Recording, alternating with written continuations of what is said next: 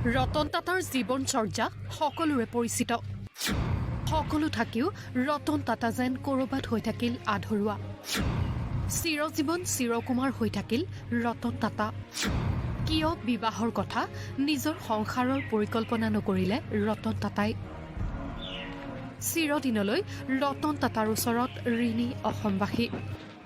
অসমৰ বাবে ১৭খনকৈ কৰ্কট ৰোগৰ চিকিৎসালয় স্থাপন কৰি এক নতুন আশাৰ সঞ্চাৰ প্ৰদান কৰা ৰতন টাটাৰ সুহৃদয়খনৰ কথা সৰ্বজনবিদিত। জীৱনত মূল্যবোধ, আদৰ্শ, মানৱীয়তাৰেও সফল ব্যৱসায় কৰিব পৰাৰ উদাহৰণ টাটা। সকলোৰে বুকুত সুউচ্চ আসন লাভ কৰিলেও ৰতন টাটা হৈ ৰ'ল চিৰকুমাৰ। ৮৬ বছৰ বয়সলৈকে অবিবাহিত হৈয়ে কটোৱা ৰতন টাটাৰ জীৱনত যে প্ৰেম হোৱা নাছিল এনে নহয়। ৰতন টাটা আছিল এজন দুৰ্বাৰ প্ৰেমিক। আমেৰিকাত অধ্যয়ন কৰাৰ সময়তে প্ৰেমত পৰিছিল টাটা। এগৰাকী আমেৰিকান যুৱতীৰ প্ৰেমত পৰা ৰতন টাটাৰ সম্পৰ্কই বিবাহৰ ৰূপ লোৱাৰ সম্ভাৱনাই আছিল অধিক। দুয়ো বিবাহৰ বাবে সাজু হৈছিল। কিন্তু এই সম্পৰ্কত বাধা হৈ থিয় দিছিল চীন দেশ। সেই সময়ত ৰতন টাটাৰ প্ৰেমিকাক ভাৰতলৈ আহিবলৈ অনুমতি নিদিলে পৰিয়ালে। কাৰণ সেই সময়ত চলিছিল ভাৰত চীনৰ যুদ্ধ। ভাৰতত আইতাকৰ স্বাস্থ্যৰো হৈছিল শোচনীয় অৱস্থা।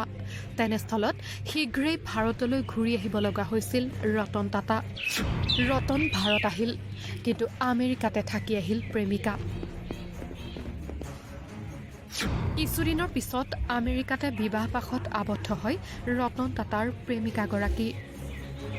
এক সাক্ষাৎকাৰত ৰতন টাটাই অতীত ৰোমন্থন কৰি কৈছিল যে ৪বাৰকৈ সাজু হোৱাৰ পিছতো হৈ নুঠিল তেওঁলোকৰ বিবাহখন। ইয়াৰ পিছতে বলিউড অভিনেত্ৰী চিমি গাৰোৱালৰ সৈতেও প্ৰেমৰ গুজব ওলাইছিল ৰতন টাটাৰ। কিন্তু সেয়াও সম্ভৱ হৈ নুঠিল। সফল উদ্যোগপতি হৈও সন্যাসীৰ দৰে উৰেটো জীৱন কটাই দিলে ৰতন টাটাই। কিন্তু অবিবাহিত হৈও তেওঁ যাবৰ সময়ত কন্দুৱাই গ'ল সমগ্ৰ দেশক। মৃত্যুৰ সময়ত মূল্যহীন কৰি গ'ল ধন সম্পত্তি। কোটি কোটি লোকে চকু পানী টুকিলে তেওঁৰ হৃদয়খনৰ বাবেহে। ৰতন টাটা দেশবাসীৰ মনত চিৰস্মৰণীয় হৈ ৰ'ব। নিউজ ডেস্ক, ঈশান নিউজ।